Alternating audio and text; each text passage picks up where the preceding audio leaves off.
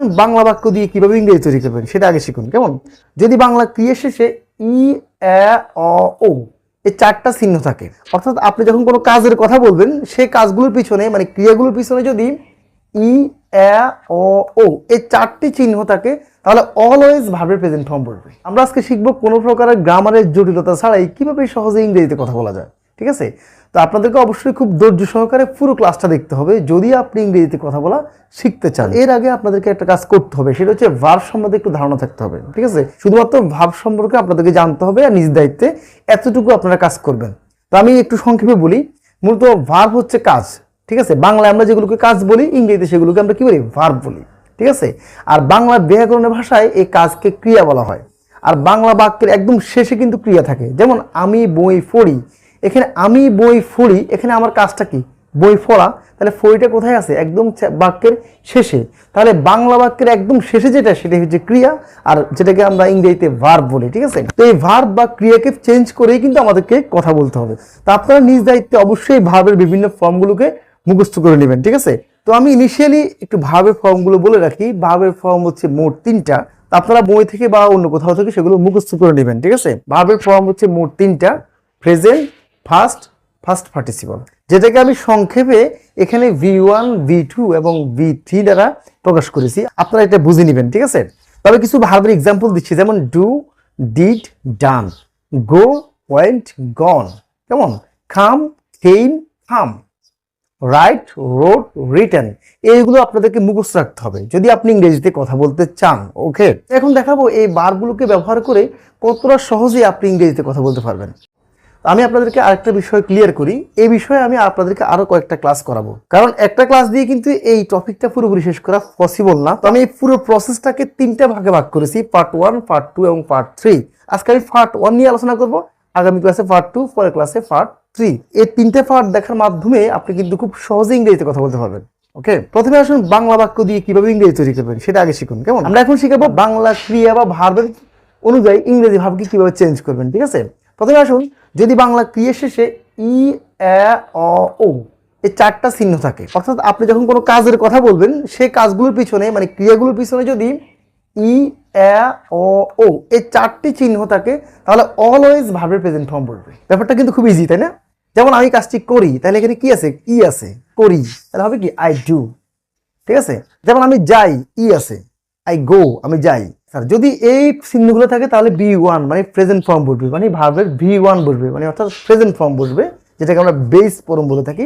এক্ষেত্রে আমি শুধুমাত্র ডু ভার্বকে ইউজ করেছি। আপনি যে কাজটা করবেন ওই কাজের ওই ভার্বটা আপনি এখানে ইউজ করবেন। ঠিক আছে? তাহলে ভার্বের মূল ফর্মটা এখানে বসবে, ভার্বের কোনো পরিবর্তন হবে না।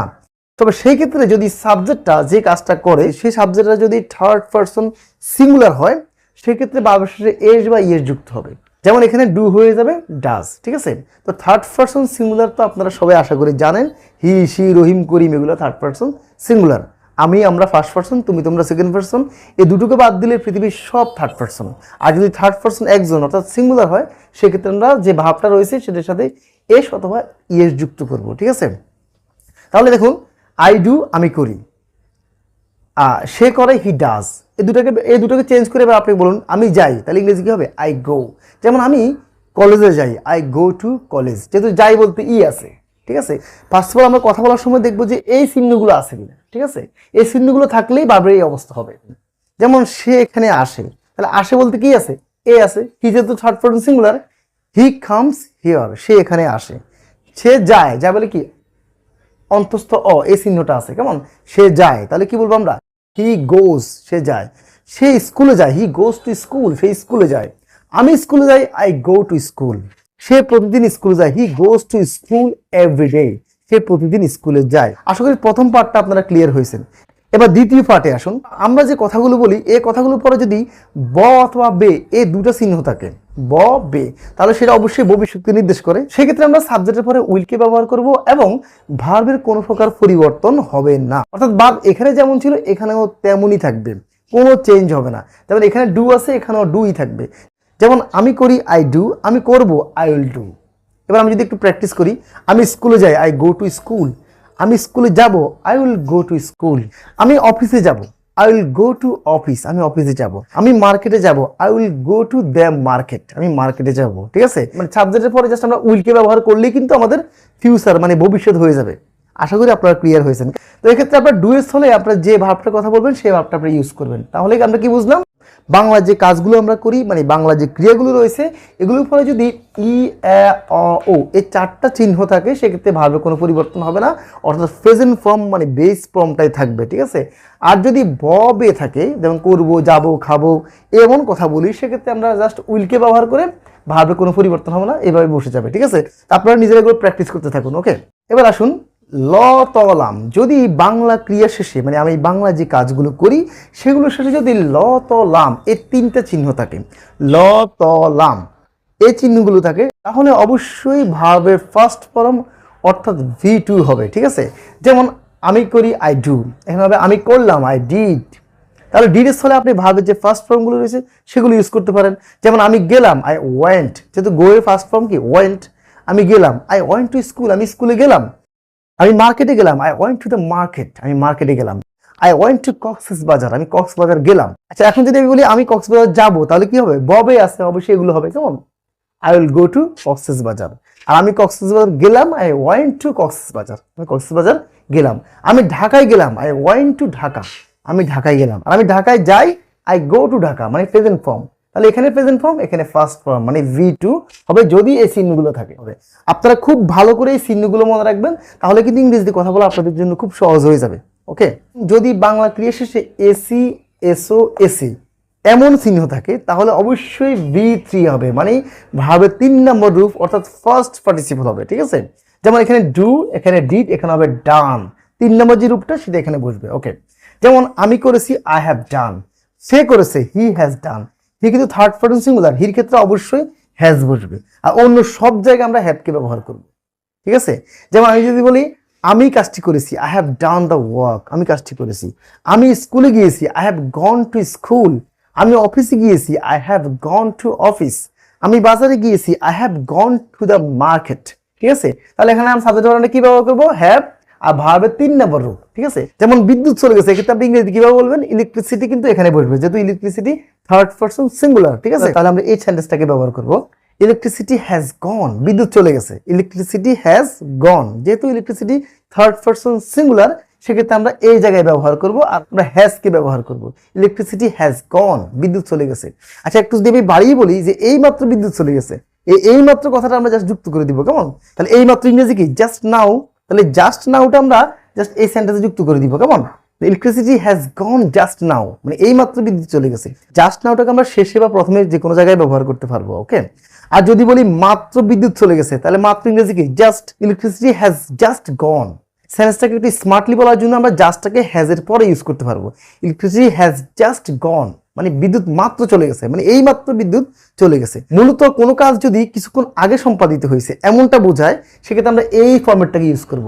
অর্থাৎ যে কাজগুলো এই মাত্র হয়ে গেছে, একটু আগে হয়েছে এমনটা বোঝায়, অর্থাৎ নিকটবর্তী অতীত, সেক্ষেত্রে আমরা এই ফরম্যাটটাকে ইউজ করব। অর্থাৎ এসি, এসও, এসি এমন চিহ্ন থাকবে, যেন আমি করেছি, গিয়েছি, খেয়েছি, কেমন এমন কথা বলবো, সেক্ষেত্রে আমরা এই ফরম্যাটটাকে ইউজ করবো। আশা করি আপনারা বুঝতে পেরেছেন। ওকে, তারপর আসুন চলমান কাজ। যদি কোনো কাজ চলমান অবস্থা থাকে, চলতেছে এমন বোঝায়, যেমন আমি যাচ্ছি, খাচ্ছি, ঘুমাচ্ছি এমন অবস্থা থাকে, চলতেছে মানে কোনো কাজ কি চলতেছে এমন কথা বোঝায়, সেক্ষেত্রে আমরা ভাবে যে প্রেজেন্ট ফর্মটা রয়েছে সেই প্রেজেন্ট ফর্মের সাথে আমরা আইএনজি যুক্ত করে দিব।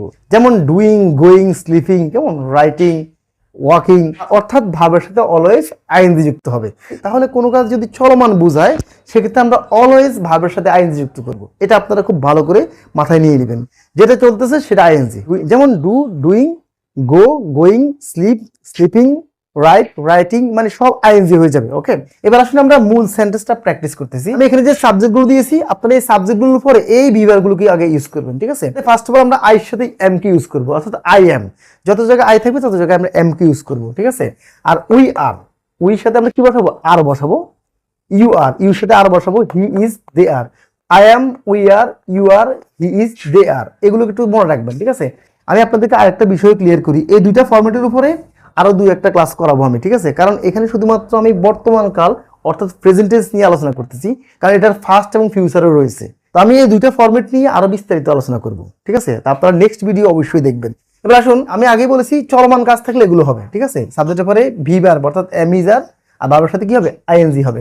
যেমন আমি করতেছি আই এম ডুইং, আমরা করতেছি উই আর ডুইং, উইর সাথে কি হবে আর। তুমি করতেছো ইউ আর ডুইং, সে করতেছে হি ইজ ডুইং অথবা শি ইজ ডুইং। এখানে সি কিন্তু বেডি মানুষদের ক্ষেত্রে, কেমন, আর হি হবে কি বেড়া মানুষদের ক্ষেত্রে, আমরা সবাই জানি। তো হি ইজ ডুইং সে করতেছে, আর শি ইজ ডুইং যদি মহিলাদেরকে বোঝায় মানে বেডি মানুষকে বোঝায় তাহলে হবে শি ইজ ডুইং, সে করতেছে, তারা করতেছে, দে আর ডুইং। তাহলে এখানে সাবজেক্টের পরে আমরা এই বিভাগগুলোকে ইউজ করবো, আর ভার্বের সাথে আমরা কি করবো, আইএনজি যুক্ত করবো, যেটা আমি আগেই বলেছি। ভার্বের সাথে আমরা কি করবো, আইএনজি যুক্ত করবো। আমি এখানে যেভাবে বিভাগগুলোকে ইউজ করেছি আপনারা জাস্ট এগুলো মনে রাখবেন। এবার আসুন আমরা একটু প্র্যাকটিস করি। যেমন আমি যাচ্ছি, আই এম গোয়িং, আমি স্কুলে যাচ্ছি, I am going to school. আমি বাজারে যাচ্ছি, I am going to the market. আমার বাবা ঢাকায় যাচ্ছেন, এর ইংরেজি কি হবে, my father is going to Dhaka. আমার বাবা ঢাকায় যাচ্ছেন, তিনি আসতেছেন, হি ইজ কামিং। আমার বাবা আসতেছেন, মাই ফাদার ইজ কামিং, আমার বাবা আসতেছেন। অর্থাৎ কোনো কিছু চলমান আছে, সেক্ষেত্রে আমরা ভার্বের সাথে কি করবো, আইএনজি যুক্ত করবো, ঠিক আছে। তাহলে আমি যাচ্ছি, আই এম গোয়িং, আমি আসতেছি, আই এম কামিং। তুমি আসতেছো, ইউ আর কামিং। তুমি যাচ্ছ, ইউ আর গোয়িং, ঠিক আছে। এবার আমি যদি একটু এক্সপান্ড করে বলি, যেমন আমরা কক্সবাজার যাচ্ছি, we are going to Cox's Bazar, আমরা কক্সবাজার যাচ্ছি। আমরা ঢাকায় যাচ্ছি, we are going to Dhaka. আমরা জাস্ট ডুইং এর স্থলে আমরা যে কথাটা বলি, মানে যে ভাবটার কথা বলি বা যে কাজটার কথা বলি, সেই ভাবটা এখানে যুক্ত হয়ে যাবে, আর তার সাথে আমরা কি করবো, আইএনজি যুক্ত করে দিব। যেমন আমি বই পড়তেছি, এটা ইংরেজি কি হবে, আই এম রিডিং, এখানে রিডের সাথে কি হবে, আইএনজি হবে। আই এম রিডিং আ বুক, আমি একটি বই পড়তেছি, আমি একটি উপন্যাস পড়তেছি। I am reading a novel, মানে আমি একটি উপন্যাস পড়তেছি। আমি একটি গল্প লিখতেছি, এটা ইংরেজি কি হবে, I am writing a story, আমি একটি গল্প লিখতেছি। তো আপনারা এই ভিডিওটা কয়েকবার করে দেখবেন এবং নিজেরা নিজেরা প্র্যাকটিস করতে থাকবেন। আশা করি আমার এই ধারাবাহিক ক্লাসগুলো দেখার মাধ্যমে আপনারা ইংরেজিতে ফ্লুয়েন্টলি কথা বলতে পারবেন, ঠিক আছে। তো আমি আজকে পার্ট 1 কমপ্লিট করেছি, আপনারা পার্ট 2 এবং পার্ট 3 পরবর্তীতে পেয়ে যাবেন। তো সে পর্যন্ত সবাই ভালো থাকবেন, আবার দেখা হবে পরবর্তী ক্লাসে। আসসালামু আলাইকুম ওয়া রাহমাতুল্লাহ।